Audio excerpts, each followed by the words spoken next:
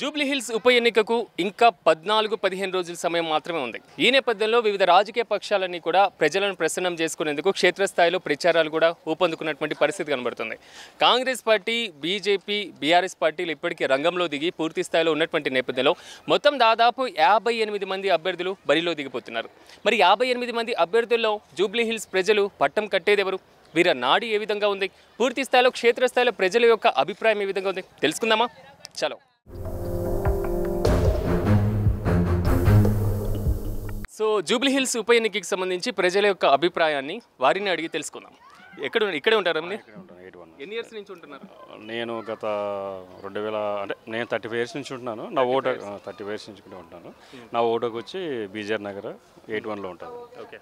So ఎలా ఉండబోతుంది అంటారు ఈసారి? ఎవరు ఎమ్మెల్యే అయితే బాగుంటుంది అనుకుంటున్నారు? అందరూ ప్రజలు ఇప్పుడు నేను చేస్తున్న ప్రకారం అయితే నవీన్ అన్ననే అనుకుంటున్నాను. నేను కూడా అండర్గ్రౌండ్ సర్వే చేస్తున్నాను. 75% నవీన్ అన్ననే కోరుకుంటున్నారు.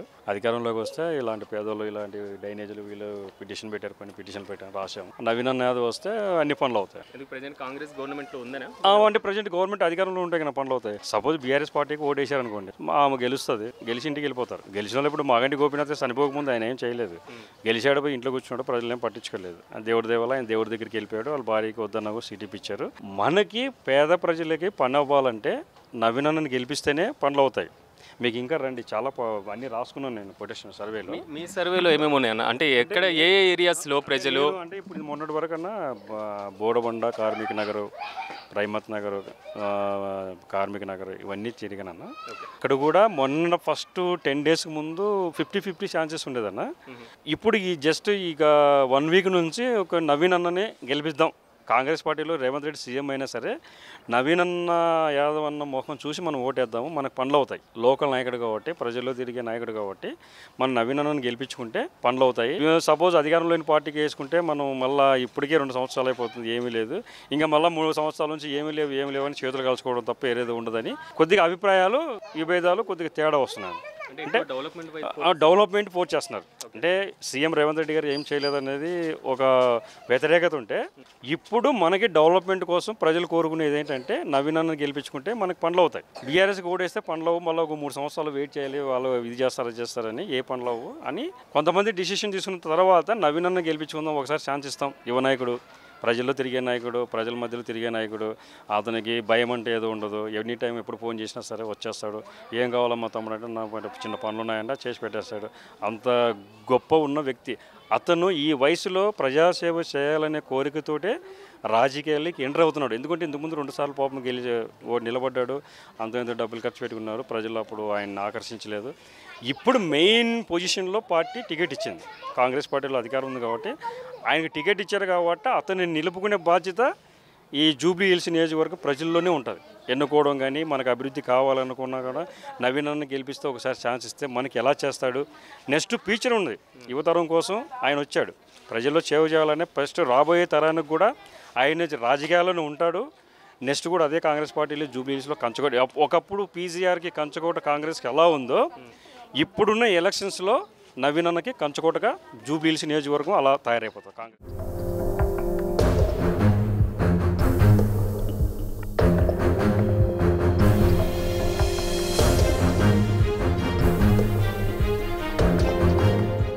10 సంవత్సరాలు వాళ్ళు గవర్నమెంట్లో ఉన్నారండి. వాళ్ళు ఏం చేయలేదంట. ఎవరు వాళ్ళ భర్త లేరు, ఒక 2 ఉంటారు ఓటర్స్. అది ఉంది. అది ఎందుకంటే వీళ్ళు ఏం చేయలేదు. ఆల్రెడీ మన అధికారంలో ఉండేది. కానీ ఇది షేక్పేట ఒకవైపు కనిపిస్తుంది, పక్కనే రామనాయుడు స్టూడియో ఉంది, రిచ్ ఏరియా, ఫిలిం నగర్ మొత్తం కనబడుతుంది. కానీ ఇక్కడ మొత్తం టౌన్ లాగా లేకుండా ఏదో విలేజ్ కన్నా దారుణంగా ఇక్కడే ఉంది. ఇది కూడా నాకు వచ్చిందని ఇవన్నీ చేయించడానికి వాళ్ళు అమ్మ మేము 5 ఫండ్స్ నుంచి మినిస్టర్ దగ్గర నుంచి వెళ్ళి ఫండ్స్ చూపిస్తాం, మీరు ఇల్లు కట్టుకుంటారు, ఏమైనా షాప్ చేసుకుంటారంటే చేసుకుంటామని కూడా చెప్పారు. ప్లస్ అక్కడ రోడ్డు గురించి కూడా నా సర్వేలో రాసుకున్నాము. రోడ్డు గురించి కూడా రాసుకున్నాము. ఆ బడ్జెట్ ఎంత అవుతుందని కూడా రాసేసి పెద్ద నాయకుల దగ్గరికి మేము తీసుకెళ్ళిపోతాం. తీసుకెళ్ళి అన్ని సమస్యలు అన్నీ ఏవేవి ఉన్నాయో అన్నీ చెప్పేసి వీళ్ళకి ఫామ్స్ ఇస్తాము. వీళ్ళు ఫామ్స్ ఇచ్చిన తర్వాత వాళ్ళు ఫిలప్ చేసిన తర్వాత వీళ్ళు డిమాండ్స్ ఎంత ఉన్నాయో అది పూచే మాది. నా సర్వేలో నేను నేను ప్రతి ఒక్కరికి న్యాయం చేస్తామని ఏకబందిగా నేను తిరుగుతున్నా. అంటే అండర్ గ్రౌండ్ సెక్షన్ ఎందుకు చేస్తున్నానంటే నాకు కానీ ఇక్కడ ఇంకోటి అన్న, కాంగ్రెస్ గవర్నమెంట్ వచ్చి ఆల్రెడీ 22 months అయిపోయింది, 2 years అయింది దగ్గర. అంటే 2 years నుంచి కూడా ఈ ప్రాబ్లమ్స్ 22 months కదన్నా అయింది. అంతకుముందు గత ప్రభుత్వం మళ్ళీ పట్టించుకోవాలి కదన్నా, అప్పుడు పట్టించుకోవాలి. ఇప్పుడు అలాగే ఉన్నాయి కదా. టోటల్గా వాళ్ళు 10 సంవత్సరాల అధికారం ఇచ్చారు ప్రజలు, ఇదే మొత్తం ఇచ్చేశారు, ఏం చేయలేదు. అలా 10 సంవత్సరాల నుంచి మళ్ళీ చేస్తేనే కదా ఏదవుతుంది, చేయకుంటే ఏమవుతుంది చూడండి. ఇప్పుడు దీనికి ఇప్పుడు ఫోటోలు సార్ ఇక్కడ డే బై డే వాటర్ వస్తుంది సార్. ఇక్కడ ఈ డే బై డే వాటర్లో సార్ కనీసం ఇక్కడ చిన్న పిల్లలు తిరుగుతున్నారు చూడండి. ఇక్కడ ముఖాలు లోతు నీళ్ళు ఉంటున్నాయి సార్. ఇక్కడ మొత్తం ఎట్లా అంటే మొత్తం ఇలా బాత్రూమ్ వాటర్ లైన్స్ పైప్స్ అన్ని కూడా అది మొత్తం water drinking water sir, drinking water. But ఏంటంటే సార్ ఇక్కడ మొత్తం వాటర్ మొత్తం ఇట్లా మన బాత్ ఎలాగైతే వస్తుందో అక్కడ డ్రైన్ నుంచి పొంగేసి మొత్తం ఇక్కడ నడవనీకి ఉండదు మాకు. అలాంటి పొజిషన్లో ఉన్నాం మేము. సో ఈరోజు మాకు కొంచెం ఈరోజు ఏంటంటే నవీన్ అన్న గెలవాలి.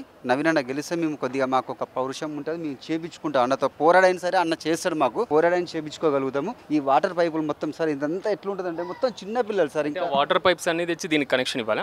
లేదు సార్, ఇదంతా డ్రైనేజ్ వాటర్ వస్తుంది, పైనుంచి వాటర్ వస్తుంది. ఆ డ్రైనేజ్ వాటర్ మొత్తం లీక్ అయిపోతుంది సార్. ఇక్కడికి వెళ్ళి డ్రైనేజ్ వాటర్ మొత్తం పైకి తంతది ఇట్లా సార్. ఇంకా మనం చెప్పకూడదు కానీ మొత్తం వెళ్ళి వస్తాయి సార్ ఇవి.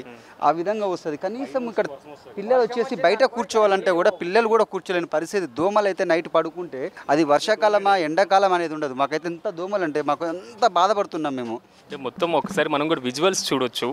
దాదాపు కూడా ఇక్కడ మనకు కనిపిస్తున్నటువంటి దాంట్లో పైప్ లైన్స్ మొత్తం కూడా పైనుంచి కిందకు వదిలేస్తున్నాయి. ఆ ఒక్కొక్క పైప్ లైన్ నుంచి ప్రతి ఇంటికి కూడా వాటర్ని సప్లై చేస్తూ ఉంటారు. రెండోది ఇక్కడే డ్రైనేజ్ వాటర్ కూడా బయటపడిపోతుంది. ఇది స్మెల్ ఆల్రెడీ మనం భరించలేనంత స్మెల్ వస్తుంది. చిన్న పిల్లలే ఇక్కడే తిరిగేటువంటి పరిస్థితి. సో దోమలు, అదేవిధంగా పురుగులు, ఈగలు అన్నీ కూడా ఇక్కడే కనబడుతున్నాయి. అంటే ఒక విధంగా చెప్పాలంటే జూబ్లీ హిల్స్ ఒక రిచ్ ఏరియా మాత్రమే కాదు, పావర్టీ కూడా అత్యధికంగా కనిపిస్తున్నటువంటి పరిస్థితి కనబడుతుంది. ఇక్కడ సరైనటువంటి రోడ్డు మార్గాలు కూడా లేక, అంటే కొండ ఏరియా కాబట్టి కొంచెం వాటిని పక్కన పెట్టేసిన వాటర్ సప్లై మాత్రం చాలా ఘోరంగా కనిపిస్తుంది. ఈ వాటర్ పైప్స్ అన్నీ కూడా ఇక్కడ అంటే పైనుంచి ఇలా కిందకి వచ్చి దీని ద్వారా ఇంటింటికి లింకేజ్ ఉన్నటువంటి సిచ్యువేషన్. సో ఈ వాటర్ ఎన్ని రోజులకు ఒకసారి వస్తాయన్న? డే బై డే వచ్చేటువంటి వాటర్ని కూడా ఇలాగ ఫ్లో ద్వారా వచ్చేసి ప్రతి ఇంటికి తీసుకోవాల్సినటువంటి పరిస్థితి. సేమ్ టైం ఇక్కడ డ్రైనేజ్ సిస్టమ్ కూడా ఇలాగే ఉంది. అంటే డ్రైనేజ్ సిస్టమ్ ఎక్కడికక్కడ రోడ్ లేనటువంటి పరిస్థితి ఉంది. కానీ వీరు మాత్రం కోరుకుంటున్నారు కేవలం డెవలప్మెంట్ కావాలి అనేది మాత్రం వీళ్ళ ప్రధానమైనటువంటి నినాదంగా ఇక్కడ చాలా స్పష్టంగా కనబడుతుంది. ప్రజలు ఇక్కడ అంటువ్యాధులు కూడా ప్రబలేటువంటి అవకాశం మాత్రం ఆ డ్రైనేజ్ చూస్తే చాలా స్పష్టంగా అర్థమవుతుంది ఇక్కడ ఉన్నటువంటి సిచ్యువేషన్. సో పక్కన ఇంకెక్కడ ఉన్నాయి, ఏమేమి ప్రాబ్లమ్స్ ఉన్నాయి, అదేవిధంగా వాళ్ళ అభిప్రాయం ఏంటో ఒకసారి మనం కూడా. మొత్తం చిన్నపిల్లలు సార్ వీళ్ళంతా.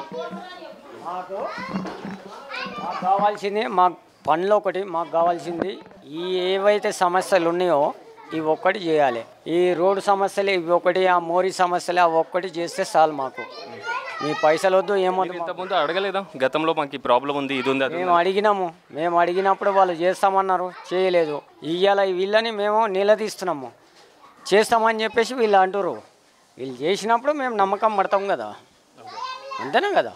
మరి వీళ్ళు మాకు మంచిగా చేస్తేనే కదా. ఇప్పుడు ఇదంతా మాకు కావాల్సింది ఏంది, మాకు పని కావాలి, మీకు పైసలు అవసరం లేదు. మాకు పని చేసి పెట్టారు, మీకు ఓట్లు మేము వేస్తాం, మిమ్మల్ని కంపల్సరీ మేము గెలిపించుకుంటాం. ఎలా ఉందమ్మా ఇక్కడ? అంటే వాటర్ ఎన్ని రోజులకు ఒకసారి వస్తున్నాయి? మీ ప్రాబ్లమ్స్ ఏమున్నాయి? ఎక్కువగా నీళ్ళు వచ్చినప్పుడు ఎక్కువ వస్తాయి. ఎప్పుడు నీళ్ళు దినం తప్పించి తినాము, నీళ్ళు వచ్చినప్పుడు ఎక్కువ వస్తాయి. పోనీ కూడా ఎక్కడ హోల్స్ లేవు నీళ్ళు పోనికి. ముందు చాలా డౌన్ ఉండేది, మట్టి వేసేసి పైప్ వేసిండ్రు. ముందు మనం ఇల్లు కట్టుకున్నది ఉన్నది, 4-5 మెట్లు మునిగిపోయినాయి. మనకు హైట్ లేపుదామని అయినా నీళ్ళు వస్తుంటే ఇంకా కొంచెం హైట్ లేపుకున్నాం మేము. ఇంకా కూడా వేస్తుంటే వద్దు, మనకు ఇంట్లోకి నీళ్ళు వస్తాయి, ఈ లెవెల్ చేసుకుందామని ఆగినాం. కానీ ఇక్కడ నడిచి రావడానికే చాలా ఇబ్బందిగా ఉంది. మొత్తం దోమలు, ఈగలు ఎక్కడికక్కడ కనబడుతున్నాయి. ఇట్లా చేసుకుంటే అది కూడా మంచిగా ఉంటుంది. అంతే, ఎవరికి అడగలే. వచ్చిన వాళ్ళకి ఇట్లనే వస్తుండ్రు, అడుగుతుండ్రు, చెప్తున్నాం అంతే. చేసేటోళ్ళు ఎవరు లేరు. చేస్తే మనకు మంచిగా చేస్తే మేము ఎందుకు చేయము? సో పక్కన వీధులకు ఒకసారి వెళ్దాం. అక్కడ ఉన్నటువంటి ప్రాబ్లమ్స్ ఏంటి, అక్కడి ప్రజలు ఎవరు ఎమ్మెల్యే అయితే బాగుంటుంది అని వారి అభిప్రాయం కూడా మనం తెలుసుకునేటువంటి ప్రయత్నం చేద్దాం.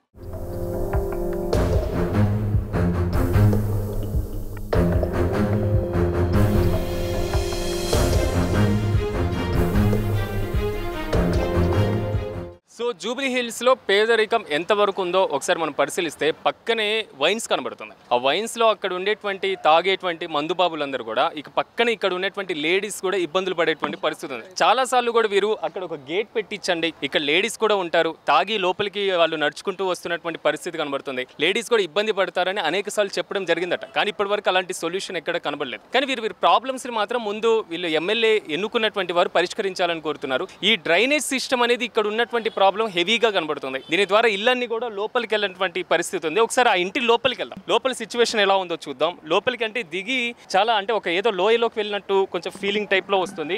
అసలు నడవలేనటువంటి సిచ్యువేషన్. ఇలాంటి దాంట్లో ఉండగలరా సామాన్య ప్రజానికం అనే వారు ఇలాంటి దాంట్లో ఉండగలరా అనేటువంటి ఇష్యూ, ఎక్కడ జాగ్రత్తగా నడవాల్సినటువంటి పరిస్థితి. ప్రజెంట్ ఇది సిచ్యువేషన్.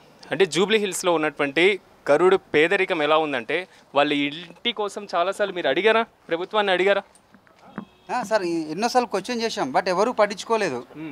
ఎంతవరకు అడిగినా ఎవరు పట్టించుకోలేదు. ఈరోజు మాకు నవీన్ అన్న ఒక నమ్మకం ఉంది. నవీన్ అన్న కంపల్సరీ చేస్తాడు, ఒక నమ్మకం 100%గా. నవీన్ అన్న చేస్తాడని ఒక నమ్మకం 100%గా. మేము అందుకే నవీన్ అన్న కోసం డే అండ్ నైట్ కష్టపడతాం. నవీన్ అన్న గెలిపించుకుంటాం. మేము నవీన్ అన్న గెలిపించుకొని మంచిగా గెలిపించుకొని మంచి మెజార్టీతో గెలిపించుకొని అభివృద్ధి చేయించుకుంటాం. మా బస్తీలని ఇక్కడే ఉంటాం సార్. మా ఇల్లు ఇలా ప్రాబ్లం ఉంది కాబట్టి మేము కిరాయికుంటున్నాం సార్. మాకు ఇలా ఉంది కాబట్టి మాకు ఇక్కడ వాటర్ రాదు, ఏమి రాదు, ఒక లైట్ సరిగ్గా ఏముండదు సార్. మేము అందుకే కిరాయికుంటున్నాం సార్. ఇలాంటి పరిస్థితి ఉంది కేసీఆర్ ప్రభుత్వం. 10 సంవత్సరాల ఇలాంటి పరిస్థితిలో ఉన్నాం మేము. ఇలాంటి ఇళ్ళల్లో మేము ఎలా ఉండగలుగుతాం సార్? నాకు పిల్లలు ఉన్నారు. డబల్ బెడ్రూమ్ అన్నాడు, అదన్నాడు. డబ్బాల బెడ్రూమ్ ఉన్న ఇంటిని కనీసం సాయం చేయలేకపోయింది సార్. ఉన్న ఇంటికి సాయం చేయలేకపోయింది. ఇంకా డబల్ బెడ్రూమ్ ఎక్కడికి వెళ్ళి వస్తుంది సార్? ఎక్కడికి వెళ్ళి వస్తుంది సార్? ఆయనకు ఓట్లు ఎక్కడికి వెళ్ళి వస్తాయి సార్? సో ఈ ఇంటిని మీరు ఓన్గా కట్టుకోవాలనుకుంటున్నారు అంతే? అవును, అన్నగారికి ఇట్లా ఎవరైనా సాయం చేస్తే మేము అనుకుంటున్నాము. ఎందుకంటే ఆర్థిక పరిస్థితి మాది.